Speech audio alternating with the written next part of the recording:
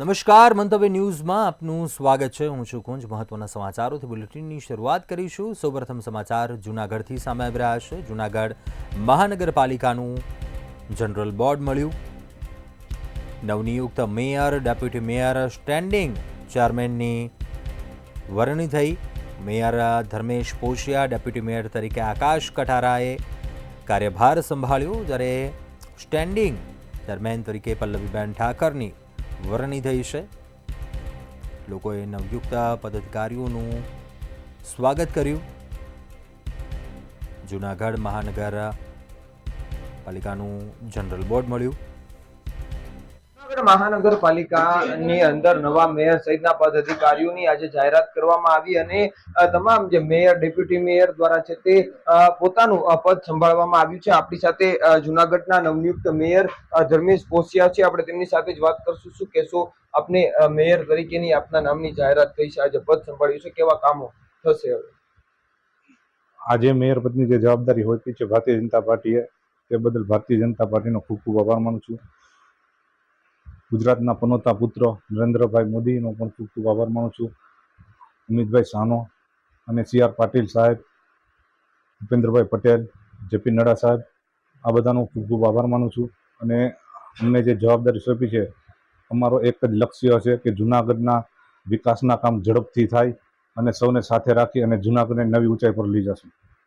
ખાસ કરીને અનેક પડકારો તમારી સામે છે, જૂના કામો બાકી છે, સમસ્યાઓ છે, તેને કઈ રીતના જુઓ છો?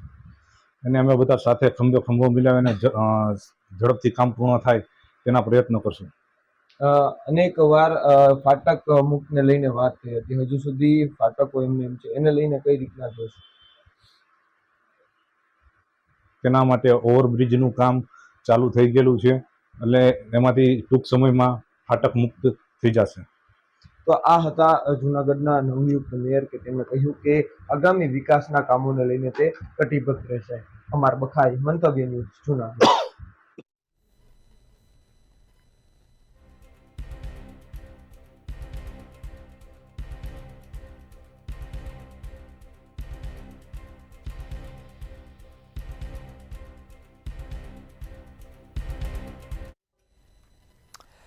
અન્ય મહત્વપૂર્ણ સમાચાર રાજકોટથી સામે આવી રહ્યા છે, તેના પર નજર કરીશું। મહત્વપૂર્ણ સમાચાર રાજકોટથી। જસદણ નગરપાલિકાના પ્રમુખ અને ઉપપ્રમુખની વરણી। પ્રમુખ તરીકે જિગ્નેશ છાયાણીની વરણી કરાઈ, જ્યારે ઉપપ્રમુખ માટે હિતેશ થડેશ્વરની નિમણૂક કરવામાં આવી। કારોબારી ચેરમેન તરીકે કાજલ દોળકિયાની વરણી, પ્રમુખ તરીકે જિગ્નેશ છાયાણીની વરણી કરાઈ છે।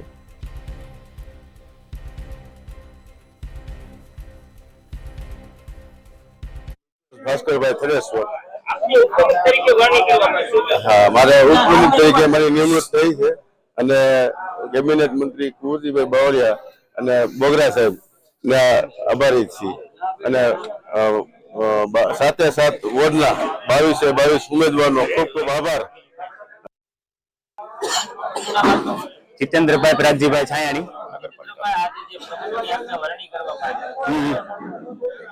કહેવાનું તો ખાસ કઈ નથી, પણ જે 2.5 વર્ષ છે એ પ્રજા માટે જ છે અને બધા સાથે મળીને બધા સભ્યો ખૂબ સારું કામ કરશું। વિકાસ રોડ।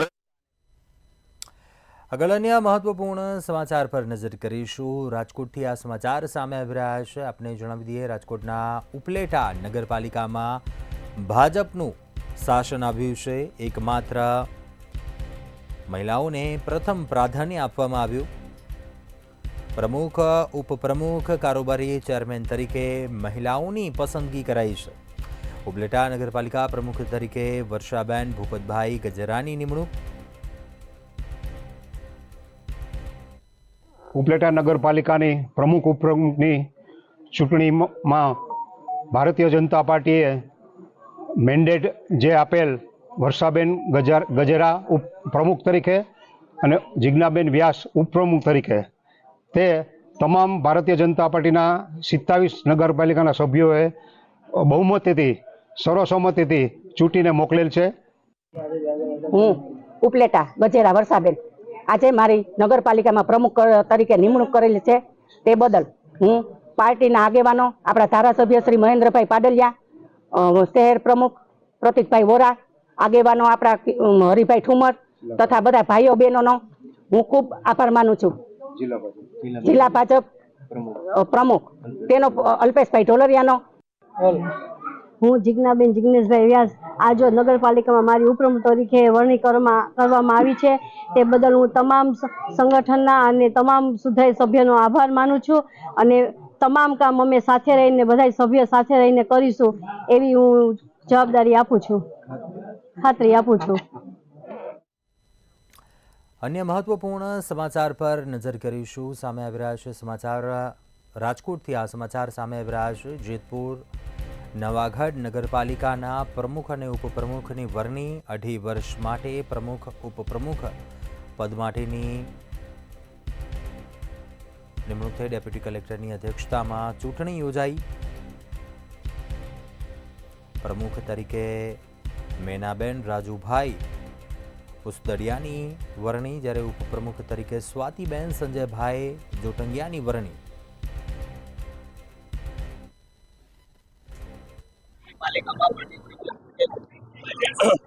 જયપુર નવાગઢ નગરપાલિકામાં ભારતીય જનતા પાર્ટીને સ્પષ્ટ બહુમતી મળી. આજે પ્રમુખ અને ઉપપ્રમુખની ચૂંટણી માટે ભારતીય જનતા પાર્ટીએ જે પ્રમાણે મેન્ડેટ આપ્યા, પ્રમુખ તરીકે મેનાબેન ઉસદડિયા અને ઉપપ્રમુખ તરીકે સ્વાતિબેન જોટંગિયા અને કારોબારી ચેરમેન તરીકે વિજયભાઈ ગુજરાતી, આ 3 નામના મેન્ડેટ આવ્યા હતા. પ્રમુખ ઉપપ્રમુખ માટે ચૂંટણી થઈ. કોંગ્રેસ પક્ષના માત્ર એક ઉમેદવાર વિજય થયા હતા અને એને ફોર્મ ભર્યું. ભારતીય જનતા પાર્ટીએ તમારા ઉપર વિશ્વાસ મૂક્યો છે. રોડ, ગટર અને સફાઈ કામદાર, લાઈટ અને બીજા જે હોય તે ખુશી તો હોય જ ને. બધા સભ્યોનો આભાર માન્યા છે અને જેતપુરની જનતા અને ખાસ કરીને જયેશભાઈ અને લાલભાઈનો આભાર. અન્ય મહત્વપૂર્ણ સમાચાર સામે આવી રહ્યા છે. રાજકોટથી સમાચાર સામે આવી રહ્યા છે. રાજકોટના ભાયાવદર નગરપાલિકાના પ્રમુખ અને ઉપપ્રમુખ પદ તરીકેની વરણી. ડેપ્યુટી કલેક્ટરના અધ્યક્ષ સ્થાને ચૂંટણી યોજાઈ. પ્રમુખ તરીકે રેખાબેન સિણોજિયાની વરણી થઈ, જ્યારે ઉપપ્રમુખના પદ પર સંજય પરમારની નિમણૂક કરાઈ છે. કારોબારી ચેરમેન તરીકે માયાબેન વાછાણીની વરણી થઈ છે. આજરોજ ભાયાવદર જે 16 તારીખે આપણે નગરપાલિકાની ચૂંટણી યોજાણી ને 18 તારીખે ભાજપની પેનલ જંગી બહુમતીથી જીતાણી. તે બદલ હું ભાજપને જિલ્લા, મારા ઉપર પ્રદેશથી માંડીને હું બધાનો ખૂબ ખૂબ આભાર માનું છું કે આજે ભાયાવદર નગરપાલિકાની સામાન્ય ચૂંટણીમાં પ્રમુખ ઉપપ્રમુખની ચૂંટણી હતી અને એમાં પ્રદેશ ભારતીય જનતા પાર્ટીના શીર્ષ નેતૃત્વએ નગરપાલિકાના પ્રમુખ તરીકે રેખાબેન સિણોજિયાના નામનું વ્હીપ આપ્યું હતું. ઉપપ્રમુખ તરીકે સંજયભાઈ ચીમનભાઈ પરમારનું વ્હીપ આપ્યું હતું અને કારોબારી અધ્યક્ષ તરીકે માયાબેન અતુલભાઈ વાછાણીનું વ્હીપ આપ્યું હતું. તો ચૂંટણી પ્રક્રિયામાં રેખાબેન સિણોજિયા પ્રમુખ તરીકે ચૂંટાઈને આવ્યા છે અને ઉપપ્રમુખ. રાજકોટના ધોરાજી નગરપાલિકાના પ્રમુખ ઉપપ્રમુખ પદ માટે ચૂંટણી યોજાઈ. ત્યારે 2.5 વર્ષ માટે પ્રમુખ અને ઉપપ્રમુખ પદ માટે ચૂંટણી યોજવામાં આવી હતી. ડેપ્યુટી કલેક્ટરની અધ્યક્ષતામાં ચૂંટણી યોજાઈ હતી, જેમાં પ્રમુખ તરીકે ભાજપમાંથી ચૂંટાયેલ સંગીતા બારોટની વરણી કરાઈ છે, જ્યારે ઉપપ્રમુખ તરીકે ભાજપમાંથી ચૂંટાયેલ ચિંટુ કોયાનીની વરણી કરવામાં આવી હતી. કારોબારી ચેરમેન તરીકે ભાજપમાંથી સીસી અંટાળાની વરણી કરાઈ છે.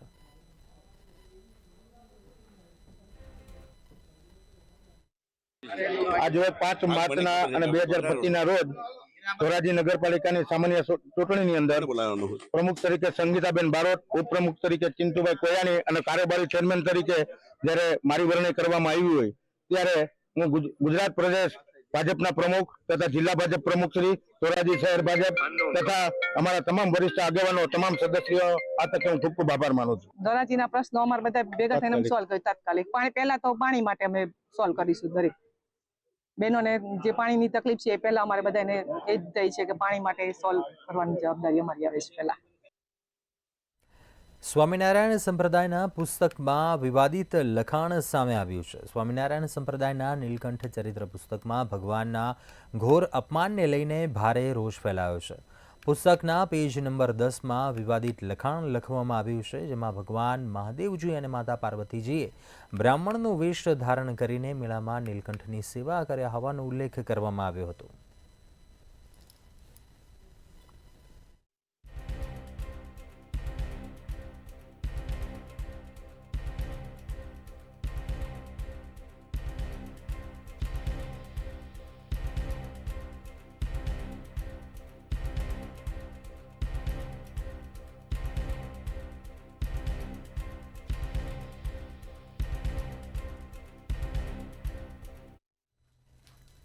આગળ વાત કરીએ જ્ઞાન પ્રકાશ સ્વામી દ્વારા વીરપુરના સંત જલારામ અંગે જે ટિપ્પણી કરવામાં આવી છે તેનો રોષ હવે રાજકોટ શહેરમાં પણ જોવા મળી રહ્યો છે. આજરોજ વડતાલ તાબા હેઠળ આવતા ભૂપેન્દ્ર રોડ સ્વામિનારાયણ મંદિર ખાતે રઘુવંશી સમાજના યુવકો દ્વારા વિરોધ પ્રદર્શન કરવામાં આવ્યું હતું. રઘુવંશી સમાજના યુવકો દ્વારા જ્ઞાન પ્રકાશ સ્વામીનું પૂતળું બનાવવામાં આવ્યું હતું. પૂતળાને પાટા મારીને વિરોધ પ્રદર્શન કરવામાં આવ્યું હતું તેમજ પૂતળાને સળગાવવાનો પ્રયાસ કરવામાં આવતા એ ડિવિઝન પોલીસ દ્વારા પૂતળું કબજે કરાયું હતું. વિરોધને પગલે પોલીસ દ્વારા રઘુવંશી સમાજના 6 થી 7 જેટલા યુવકોની અટકાયત પણ કરવામાં આવી હતી. જ્ઞાન પ્રકાશ સ્વામી દ્વારા જે પ્રકારનું નિવેદન કરવામાં આવ્યું એ નિવેદનને લઈને ભારે રોષનો વંટોળ છે તે ક્યાંક જોવા મળી રહ્યો છે. સીધા જ આપને દ્રશ્ય દેખાડવા માંગીશ. ભૂપેન્દ્ર રોડ સ્વામિનારાયણ મંદિર ખાતેના દ્રશ્યો કે જ્યાં હાલ અત્યારે રઘુવંશી સમાજ દ્વારા વિરોધ પ્રદર્શન નોંધાવવામાં આવ્યું. ખાસ તો તેઓની સ્પષ્ટ માંગણી છે કે વીરપુર આવીને સ્વામી માફી માંગે. શું કહેશો, એક માંગ ક્યાંક ઉઠી રહી છે રઘુવંશી સમાજ દ્વારા કે વીરપુર આવીને માફી માંગવામાં આવે? હા, જે રીતે સ્વામીએ જે આ રીતે કર્યું છે, અપશબ્દ બોલેલા છે અને જે વીરપુરના અન્નક્ષેત્ર માટે જે એમ કીધું છે, દાવો કર્યો છે, પણ આ સાવ ખોટો દાવો છે. 18 વર્ણો અમારી સાથે જોડાયેલા છે અને જો વીરપુર આજ સાંજ સુધીમાં આવીને માફી નહીં માંગે તો અમે લોકો કાર રેલી કરવાના છીએ. એમાં બહેનો પણ સાથે જોડાવાના છે અને સુરત સુધી અમે જાશું. શું કહેશો? બસ એ વીરપુર આવી પલોઠી વારીને માફી માંગે, બીજું કાંઈ નહીં. કહી શકાય કે એક સ્પષ્ટ માંગણી ક્યાંક રઘુવંશી સમાજ કરી રહ્યું છે. વીરપુર આવીને માફી માંગવામાં આવે. જ્ઞાન પ્રકાશ સ્વામીએ અજ્ઞાનતાપૂર્વક જે વાત કહી છે તેનું ક્યાંક ને ક્યાંક તેની માફી સ્પષ્ટપણે માંગવી જોઈએ. આ પ્રકારની એક માંગ ક્યાંક ઉઠી રહી છે. એક વિરોધ પ્રદર્શન પણ કરવામાં આવ્યું રઘુવંશી સમાજના યુવકો દ્વારા. ત્યારે આ વિરોધને લઈને પોલીસ પણ સ્થળ ઉપર આવી ગઈ અને તેઓની અટકાયત છે તે કરવામાં આવી છે. કેમેરા પર્સન લલિત વ્યાસ સાથે ધ્રુવ કુંડેલ, રાજકોટ. સુરેન્દ્રનગર થાન નગરપાલિકાની ચૂંટણીમાં પ્રમુખ અને ઉપપ્રમુખ પદ જાહેર થયા બાદ વિવાદ યથાવત જોવા મળી રહ્યો છે. ત્યારે પ્રમુખ અને ઉપપ્રમુખ પદ નક્કી કરવા 20થી વધુ સભ્યોને પહોંચવા ન દીધા હોવાનો આરોપ કરાયો છે. થાન નગરપાલિકાના સભ્યોને ગોંધી રાખવામાં આવ્યા હોવાના ગંભીર આક્ષેપો કરાયા છે. લખતર નજીક પોલીસે ગોંધી રાખ્યા હોવાનો આરોપો કર્યા હતા.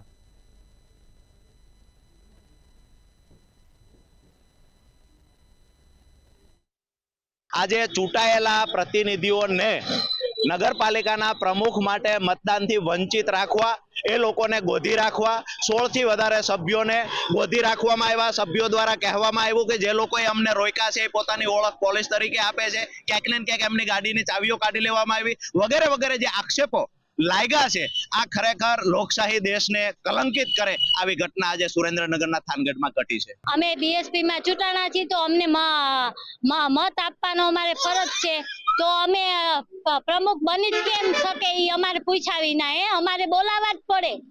તો અમે રસ્તા વચ્ચે કેટલા હેરાન થયા અને છોકરાને લઈ લઈને તો અમને પોલીસ વાળા જવાની ના પાડતા હતા, રિક્ષા ઉભી રાખી તો રિક્ષામાં જવાની ના પાડતા હતા, તો એમને પ્રમુખ કેમ બની શકે? તમારી સાથે કેટલા સભ્ય હતા?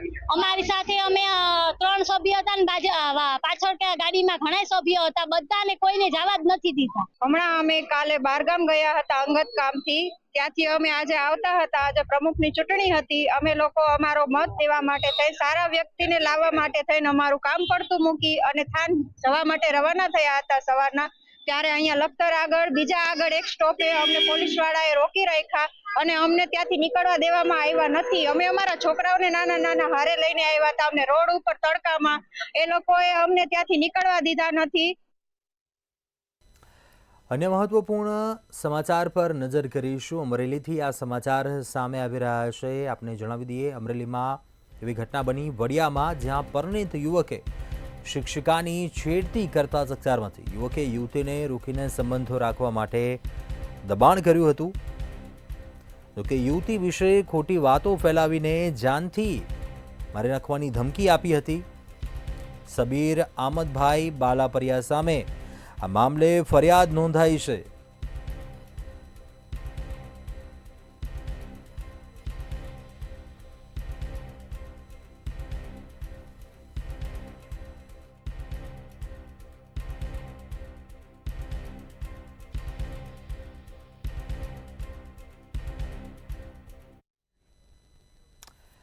સમાચારમાં આગળ વાત કરીએ.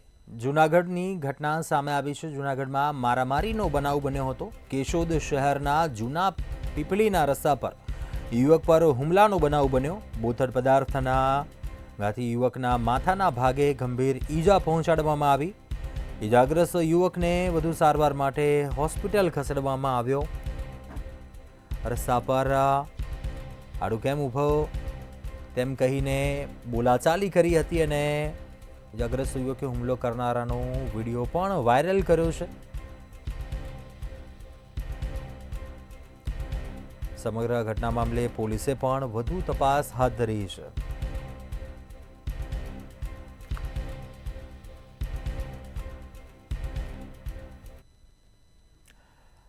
આગળ વાત કરીશું. સુરતથી સમાચાર સામે આવી રહ્યા છે. સુરતમાં અકસ્માતની ઘટના સામે આવી. મહુવા અનાવલ રોડ પર વલવાડા નજીક અકસ્માત સર્જાયો હતો. ટ્રેક્ટર ચાલકે બાઇકને અડફેટે લેતા વિદ્યાર્થીનીનું મોત નીપજ્યું.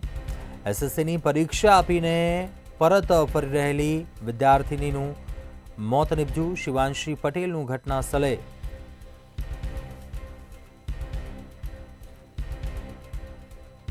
મહુવા પોલીસે ગુનો નોંધીને સમગ્ર મામલે વધુ તપાસ હાથ ધરી છે.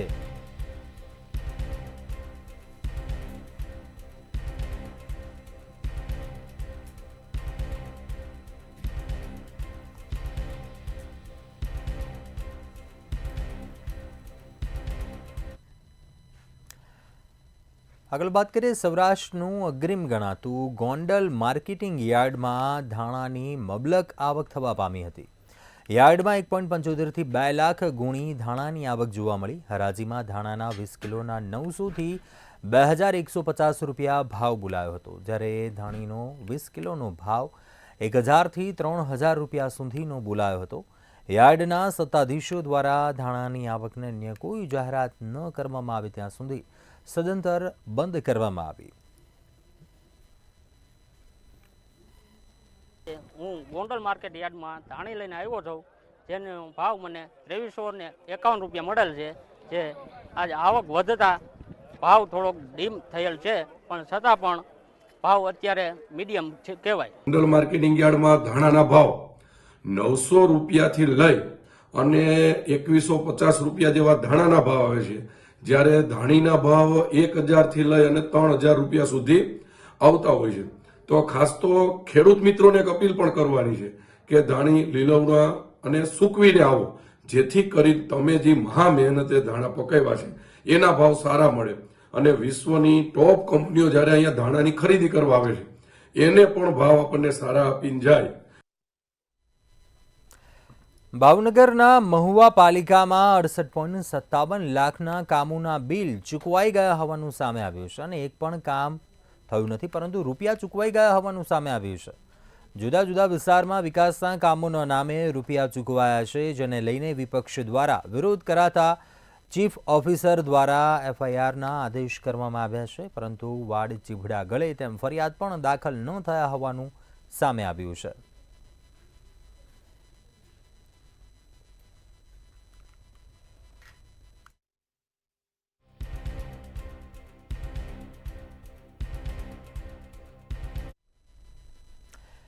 જામનગર જિલ્લા જેલમાં ગેરકાયદેસર મુલાકાતના પ્રકરણે ખળભળાટ મચી ગયો છે. રેબડાના અનિરુદ્ધસિંહ જાડેજા, રાજકોટના ભૂપત ભરવાડ અને એક અન્ય વ્યક્તિએ જેલમાં પ્રવેશ કરીને 2 કેદીઓ રઝાક અને યશપાલસિંહને મળ્યા હતા.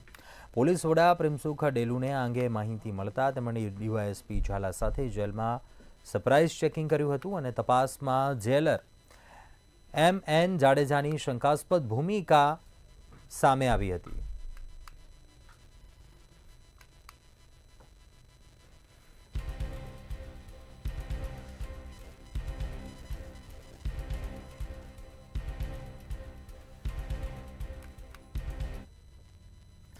અમરેલીમાં અંતે માનવભક્ષી સિંહણ પાંજરે પુરાઈ છે. સિંહણને પકડવા વન વિભાગ દ્વારા મેગા ઓપરેશન હાથ ધરવામાં આવ્યું હતું. મોડી રાત્રે સિંહણને પાંજરે પૂરવા વન વિભાગ મેદાને આવ્યું હતું. જાફરાબાદ અને ગીરગઢડા બોર્ડર પર જાફરાબાદ અને જસાધાર રેન્જની ટીમોએ ધામા નાખ્યા હતા. વન વિભાગની બંને ટીમોએ અંતે મેગા ઓપરેશન પાર પાડ્યું હતું અને સિંહણને પાંજરે પૂરી એનિમલ કેર સેન્ટર ખસેડવામાં આવી હતી.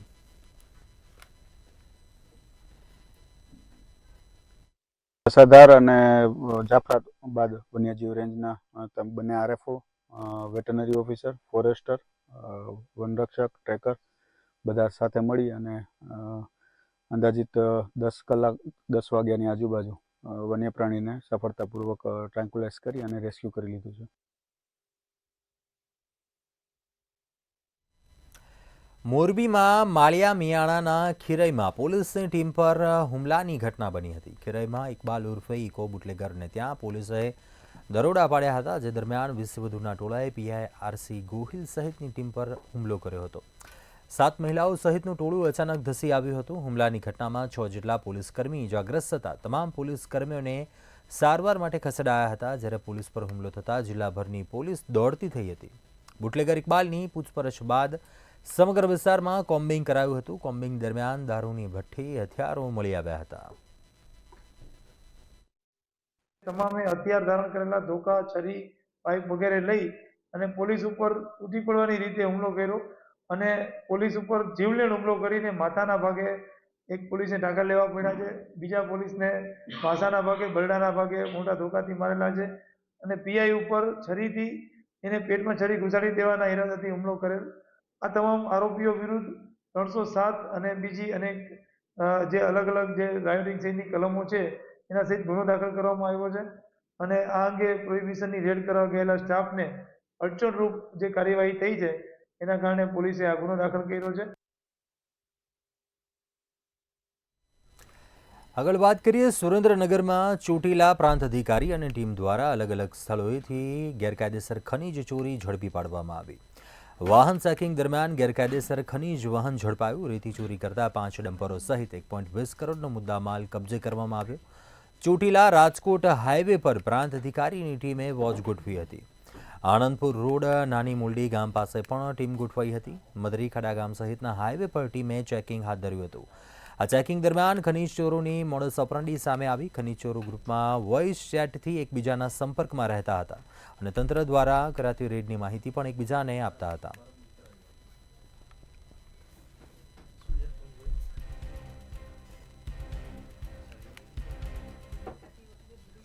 સુરતમાં ભાજપ કોર્પોરેટરના ભાઈ સામે છેડતીની ફરિયાદ નોંધાઈ હોવાનું સામે આવ્યું.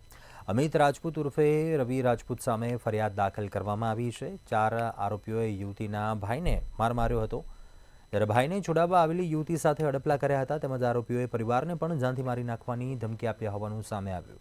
ત્યારે પૂર્વ શાસક પક્ષના નેતા અમિતસિંહ રાજપૂતનો ભાઈ આરોપી બન્યો છે. 28 વર્ષીય યુવતીએ લિંબાયત પોલીસ સ્ટેશનમાં ફરિયાદ નોંધી હતી.